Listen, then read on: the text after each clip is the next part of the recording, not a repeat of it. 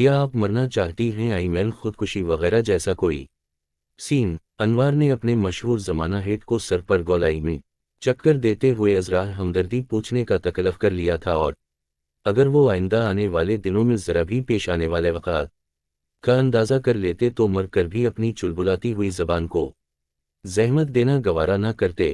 حلیمہ نے سر اٹھا کر غضبناک آنکھوں سے مقابل کو دیکھا تھا۔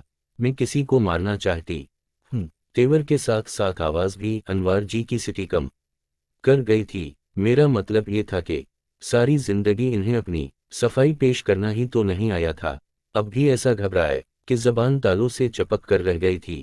زندگی اکثر اوقات انہیں یوں ہی شرمندہ کرنے پہ تلی رہتی تھی، فرق بس اتنا سا تھا کہ وہ اس کے عادی نہیں ہو پائے تھے۔ جانے قصوروار کون تھا، وہ یا پھر زندگی؟ آنسوؤں کے موٹے موٹے نشانوں کو دوپٹے کے پلو سے پونچھ کر وہ میدان میں آ گئی تھیں۔ کیا مطلب تھا آپ کا؟ آپ کی نظر میں ہر روتا ہوا انسان مرنا چاہتا ہے، اور آپ مدر ٹریسا بنے اسے خودکشی کرنے کے 101 طریقے کتاب دینے پہنچ جاتے ہیں۔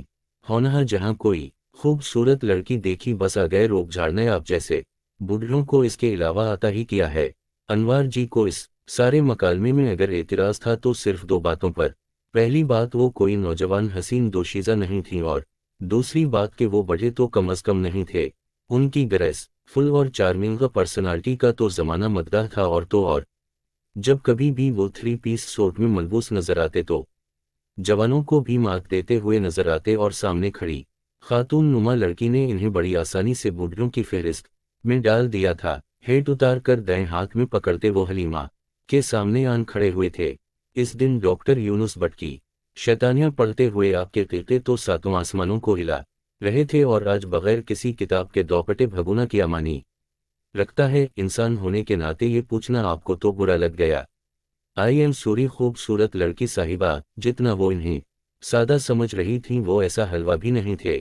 یہ ان کی خامی تھی کہ وہ کبھی بھی کسی انسان کو جج نہیں کر سکی تھیں۔ پارک کے درختوں کی چھایا تلے دونوں اکٹھے کھڑے تھے، اور دونوں میں ایک چیز مشترک تھی، تنہائی۔ حلیمہ دوپٹہ برابر کرتی اپنی پالتو بلی کو آوازیں دینے لگی تھیں، جو باغ جناح کی خودرو جھاڑیوں میں چوہے ڈھونڈنے کے مشن پر روانہ ہوئی تھی، اور ہر بار ہی منہ لٹکائے خالی ہاتھ واپس آتی۔ کیٹی کیٹی، کدھر ہو میری غریب بلی میری؟ واپس آ جاؤ، آج بھی چوہے تمہیں دیکھ کر بلوں میں جا گھسے ہیں۔ واپس جاتے ہوئے ان کا دوپٹہ ہوا کی چھیڑ سے لہرا رہا تھا، اور بغور اسے دیکھتے انوار ہنس دیے تھے، ایک بے وجہ سی ہنسی۔ دادو، اصل زندگی اور پریوں والی زندگی میں کیا فرق ہوتا ہے؟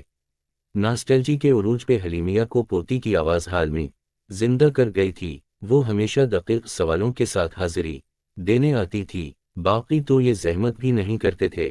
زندگی نے سارے رشتوں سے اس جنگ اور پھرتی سے چادر کھینچی تھی کہ پیر اور سر ننگا ہو چکا تھا۔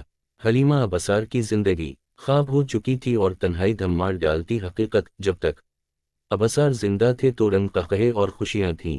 زندگی شروع کرنے اور اس کے بعد جانے انہوں نے کتنے ہی خواب بنے تھے، اور زندگی موت کی تانتوں میں الجھ کر رہ گئی تھی۔ ماضی اب بھی دیواروں پر سنیما سکرین ہو جاتا تھا۔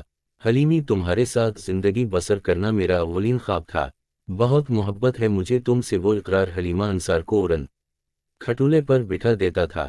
رس بھری کھاتے ہوئے وہ خوب ہنستی تھی۔ نا جی، زیادہ فلمی مت ہوا کریں، سب جانتی ہوں میں زیادہ معصومیت دکھانے کی ضرورت نہیں۔ سنا ہے مال روڈ پر کھڑے ہو کر آپ خوبصورت لڑکیوں میں لو لیٹرز تقسیم کیا کرتے تھے؟ وہ بھی آگے ذہین و فطین تھی۔ وہ دھکتی رگ پکڑتی کہ وہ مرغ بسمل کی طرح فڑفڑانے لگتے تھے۔ دونوں اپنی زندگی میں خوش مطمئن تھے، جیسے زندگی تو سیدھی سڑک ہی تھی، کوئی گڑھا نہیں ہموار، مگر وہ غلط تھی۔ 3 بیٹوں کی پیدائش کی ذمہ داری اکیلی حلیمہ پر آن پڑی تھی۔ ابصار صاحب تو چپ چپاتے دنیا سے اگلے جہان ہوئے تھے۔ زندگی کا سرکس ان کے لیے مشکل ترین تماشے کا اہتمام کر رہا تھا۔ 3 بیٹوں کی شادیاں کیں، اور تینوں ہی اپنے بیوی بچوں کے ساتھ گم ہو گئے، اور وہ اکیلی تنہائی کی فصل سینچ رہی تھیں۔ بیٹے چھت کھانا پینا دے رہے تھے، مگر وقت یہ نہیں تھا ان کے پاس۔ حلیمہ نے اپنے آپ کو کتابوں کی دنیا میں گم کر لیا تھا۔ اکثر وہ ٹیرس پر ٹہلتی ہوئی سوچتی تھیں، شکر ہے کہ یہ دنیا کتابوں سے بھری ہوئی ہے، کتابیں پڑھنے والے اور کتابیں لکھنے والے زندہ ہیں۔ وہ دونوں کے زندہ ہونے کی دعا کیا کرتی تھیں۔ فجر پڑھ کر तिलावत करती, फिर नाश्ता दोपहर को खाने की हाजत न रहती थी, किताब लेकर बैठ जाती थीं या बसार वाला रेडियो ऑन कर के खिड़की में खड़ी हो जाती। सामने वाले घरों के टेरेस पर हिलती अलग लड़कियां और उनके कक़हे तक से वो वाकिफ थीं। बेटे ऑफिस से थके हारे घर आते तो बीवियों के साथ कमरों में बंद हो जाते थे, लेकिन कभी कभार कंधे पर कोट लटकाए माँ की तरफ आ निकलते। कैसी हैं आप? ठीक हूँ बेटा। जाने कितने दिन हो जाते थे इन्हीं बेटों को देखते हुए। वो तो गिनती भूल जाती थीं। शाहीन नौरीन के साथ मिलकर गप शप किया करें, थोड़ा दिमाग ताज़ा होगा। वो हुले से हंस देती थीं। वो आजकल के ज़माने की बहुएं थीं जिनके लिए सास एक ओल्ड फैशन के सिवा कुछ भी तो नहीं थी। नहीं रहमान, बस मैं अपने कमरे में खुद को ज़्यादा पुरसुकून महसूस करती हूँ। ओला दाल कितनी जल्दी मुतमईन हो जाती है ना। डसट एलर्जी की वजह से इस्तीमा बिगड़ जाता था। वो इन्हेलर 24 घंटे बैग में रखती थीं। किताबों के अलावा हलीमा अपने आप को हमेशा संवारे रखती थीं। वो बल्ला की नफीस और सफाई पसंद थीं, ग्रेसफुल और चार्मिंग पर्सनालिटी की मालिक थीं। पोती के सवाल पर वो कहीं खो सी गई थीं। असल जिंदगी में इंसान बार बार टूटता जलता रहता है और परियों वाली जिंदगी में ऐसे कोई अवामिल नहीं होते होंगे। वहां तन्हाई नहीं होती होगी, अकेले चाय नहीं पीना पड़ती होगी। जब सांस की रफ्तार बिगड़ती होगी तो कोई इन्हेलर लिए पास ही खड़ा होता होगा। वहां शायद डाक से हर माह की पहली को अदब और फिक्शन की किताबें मौसूल होती होंगी। हर आजकल उठाते आगे बढ़ गई थी। जाने वो जवाब उसकी समझ में आया था भी या नहीं, मगर फिर आने वाले दिनों में चाय के वक्त वो उनके पास आ मौजूद होती थी। शुगर पार्ट इसके कब्जे में ही होता था। एहतियात से कानज की प्याली में चीनी घोलकर असटल के चमचे से हिलाती जाती।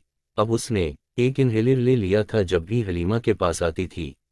इन्हेलर इसने हाथ में थामा हुआ होता था। हर माह की पहली को हलीमा को डाक से किताबें भी मौसूल होने लगी थीं। टारजन और बारबी, उम्र यार और कान कटा जिन, शहजादी फेरुजा और कबड़ा जिन। इस दिन हलीमा इतना हंसी थी कि आंखों में पानी आ गया था। कुछ छोटी छोटी मोहब्बतें आंखों को पानी से भर देती हैं। बाग जनाह में सैर के दौरान हलीमा ने अनवार साहब को अपनी तरफ मुतवज्जह देखा था। इस उम्र में इन्हें इस बोले के लक्षण जरा भी ना भाए थे। वो तलमला कर रह गई थीं। अनवार साहब जामुन और आम के दरख्तों की गिनती करते मगन से नजर आते थे। हाथ में उठाई थैली से दाना उठा उठा कर बाग जनाह के परिंदों की खुलेआम दावत करते थे। अब तो शायद परिंदे भी इस दावत बल्कि शाही दावत के इतने आदी हो चले थे कि अनवार साहब की आमद से पहले ही मुकर्ररा पॉइंट पर कतारें बांधे जुमा हो जाते थे। यही वो वाहिद सरगर्मी थी जिसकी वजह से हलीमा आने वाले दिनों में अनवार से थोड़ी बहुत मुतासिर होती नजर आई थीं। हलीमा की बिल्ली कैटी उनके साथ ही सैर को आती थी, मगर बेचारी को भी अपनी खुराक नहीं मिली थी। हर बार वापसी पर वो मुझों को ताव देती हलीमा को नाराज़ी से देखा करती थी। मौसमी असरात के ज़ेर असर हलीमा को बुखार ने आ लिया था और वो कई दिनों तक बाग जनाह से गैर हाजिर रही थीं। उनके फैमिली डॉक्टर ने इन्हें घर पर रहकर आराम करने को कहा था। वो सली सी एक दो खा थी जब शरफू ने इन्हें किसी मेहमान के आने की इत्तला दी थी। वो चादर ठीक करती मेहमान खाने में आई थीं। सफ़ेद लिबास में सलीके से तैयार अनवार खड़े थे। आप वो हैरान हुई थीं। दोनों के दरमियान चाय की भाप से दीवार खड़ी हो गई थी। वो जैसे किसी इज़्तिराब की सी कैफियत में थे। वो कभी कभी इंसान कोई मंजर देखने का इतना आदी हो जाता है कि फिर इस मंजर में छोटी सी तब्दीली भी बहुत बुरी तरह महसूस हवा करती है। मुझे भी वो छोटी सी तब्दीली बहुत शिद्दत से महसूस हो रही है बाग जनाह। अब मुझे आपके बगैर वीरान और अधूरा लगता है। प्लीज़ आज ये मंजर पूरा करने ज़रूर आइएगा। मैं मुंतज़िर रहूँगा। चाय के 2 कप वहीं ग्लास टेबल पर पड़े रह गए थे। भाप की तनी हुई आड़गर पड़ी थी। घड़ियाल पर नजरें गाड़े कैटी के बगैर ही वो अधूरा मंजर मुकम्मल करने चली आई थीं। बूढ़े छतनार के गहरे अंधेरे में रोशनियां जल उठी थीं। भीगी घास पर वो नंगे पांव खड़ी थीं। भी दूर तक फैले लैंप पोस्ट में लगा अंधेरा। खुराक की थैली पकड़े सफेदे के दरख्त से टेक लगाए खड़ा वो इधर ही मुतवज्जह खड़ा था। मुझे यकीन था कि आप आएंगी, और अगर मैं ना आती। वो होले से बहने थे। मैं तब भी मुंतज़िर रहता। इंतज़ार करने की आदत है आप को? नहीं, शौक है मुझे। इक्का दुक्का परिंदे दाना चुगने आ पहुंचे थे। हलीमा दिलचस्पी से इन्हें देखने लगी थीं। किया करते हैं आप? एक कनाल के घर में अकेला रहता हूँ। लहजे में हौक सी थी, वो अंदाज तो आशना सा था, वो बर लहजा, वो तन्हाई। हलीमा को बर्फबारी होती महसूस हुई थी। आप की बीवी, बचे? बीवी अगले जहां चली गई थी, मुझे अकेला छोड़कर। कैंसर था उसे, बच्चों के मामले में अल्लाह ने हमें खाली हाथ रखा। वो लहजा हलीमा को रोया रोया सा लगता। हैंड बैग से इन्होंने टिश्यू खींचकर उनकी तरफ बढ़ाया था। सौ सौ करके टिश्यू से गीली आंखें पहुंचता वो शख्स। हलीमा को बच्चा ही तो लगा था। घास की महक में एक सोच बिखरी थी। बुढ़ापे की तरफ गामजन इंसान फिर दोबारा से बच्चा बन जाता है, बच्चों की तरह रोता है, रौनक चाहता है, कोई साथ, कोई तो बोलने वाला हमा वक्त साथ हो, कोई तो हो। आप कल आएंगी ना? अनवर ने टिश्यू को सामने वाली जेब में महफूज करते हुए पूछा था। शाल बराबर करती सर इस बात में हलाती वो आगे बढ़ गई थीं। बोले छतनार दरख्तों में अंधेरा सो रहा था और जुगनू अंगड़ाइयां लेते हुए बेदार हो रहे थे। आने वाले दिनों में वो करीब आते गए थे। बाग जनाह में चहलकदमी करते, परिंदों को खुराक की थैली से अनाज निकाल कर बिखेरते, जिंदगी, रिश्तों, जज्बों पर बहस करते। आप के तो बेटे और बहुएं आपका बहुत ख्याल रखते होंगे? इन्होंने पूछा था। वो वशत से फीकी हंसी के साथ बोली थीं। अनवर, ख्याल रखना क्या होता है? नौकरों के हाथ 3 का खाना भिजवा दिया, गाहे बदगा है ग्रीन टी और चाय भिजवाना, दवाइयां देकर गायब हो जाना। हाँ, ख्याल रखते हैं। शायद वो अपनी जगह ठीक हूँ, उनकी लुगत में ज़रूरियात की फराहमी ही ख्याल हो। कभी तो मैं सोचने लगती हूँ कि हम बोरे होते ही ज़्यादा तवक्कुआत रख लेते हैं, वरना हम लोग तो उर्फाम में बोर होते हैं ना। दिन गुजर जाता है मगर रात। बाग जनाह की खौदरू घास में आंसू गुम हवा था। अनवर के हाथ से टिश्यू लेकर आंसू पूंछकर इन्होंने टिश्यू अपने हैंड बैग में महफूज कर लिया था। रातों को खौफ के भूत दीवारों पर नाचते, तालियां पीटते हैं, सर छुपाकर रोने को तकिए कम पड़ जाते हैं। हिरा कभी आ जाती है, मगर तुम्हें पता है अनवर कि वो साइंस की तालिबा है, सथमा के बारे में जानती है। जरासीम उड़कर लपट जाते हैं, चमट जाते हैं, और जवान लोग कोई बीमारी नहीं चाहते। इन्हें जिंदगी जैनी होती है, ये तो हम बोरे होते हैं जो उम्र की नकदी खत्म करने पर तले होते हैं और बीमारी घर बन जाते हैं। दरख्तों की शाखें टूट टूट कर गिरती रहीं। अनवर साहब को वो पहली हलीमा याद आई थी।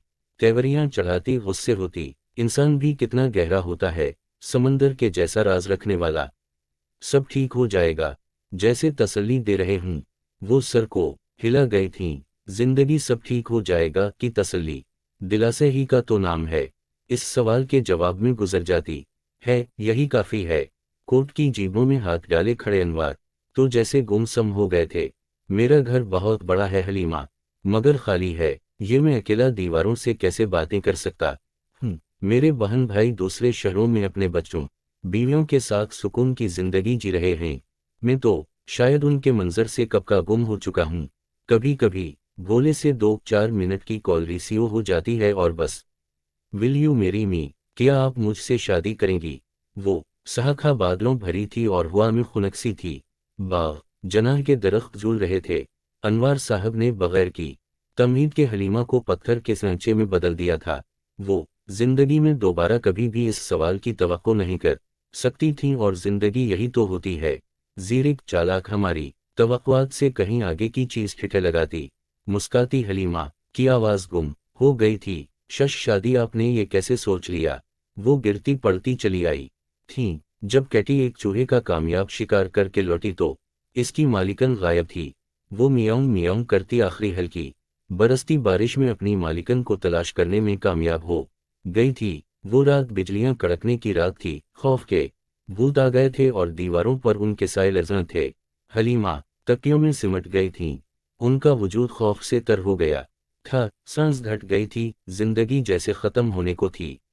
वो तो बेबसी की इंतहा पर थीं, कोई भी उनके पास नहीं था। वो घटी घटी चीखों के साथ बेटों के नाम लेती रहीं। इन्हें यकीन था हमेशा उनके पास सवाल लेकर आने वाली हिरा जरूर उनकी पुकार पर वापस आएगी। कोई भी नहीं आया था। अगली सुबह अनवर आ गए थे। सारे बेटे और बहुओं के सामने इन्होंने मुद्दा रख दिया था। मैं हलीमा जी से निकाह करना चाहता हूँ। बेटे बिफर गए थे, खून जोश में आ गया था। लेकिन मॉडर्न और लिबरल बहुओं ने आखिरकार अपने शौहरों को राजी कर लिया था, उनके सर से बोझ हटने वाला था। मम्मी को अपने फैसले करने का हक है।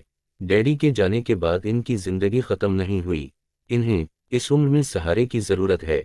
हलीमा ने डबडबाई आंखों से चारों तरफ देखा था। रात याद आ गई थी, अपनी सदा में याद आई थी। सारे अजनबी लग रहे थे। इन के लबों ने जुम्बिश की थी। अनवार, वो हल्की पुकार, धीमी सरगोशी हरगिज हरगिज बेकार नहीं गई थी। वो सरत से उठ कर हलीमा के पास आ गए थे। भूरे रंग की चादर में मलबूस वो हसन व मलाल की देवी अनवार साहब को दिल के बहुत पास लगी थीं। अनवार, तुम्हारे घर की लाइब्रेरी के शेल्फों में मेरी किताबें पूरी आ जाएंगी ना? मेरी कैटी के लिए एक छोटा सा पीट हाउस बना दोगे ना? अनवार रोते हंसते इस बात में सर हिलाते रहे थे। अगले रोज सफ़ेद चादर में मलबूस कैटी को थामे वो अनवार साहब के साथ इस घर से रुखसत हुई थीं। किताबों के बंडिल अनवार साहब के हाथों में थे। बहू बेटे और पोती घर के बाहर अलुदाई हाथ लहराते नम आंखों के साथ उन दोनों बोलों को जाता देख रहे थे जो एक दूसरे के लिए जरूरी थे।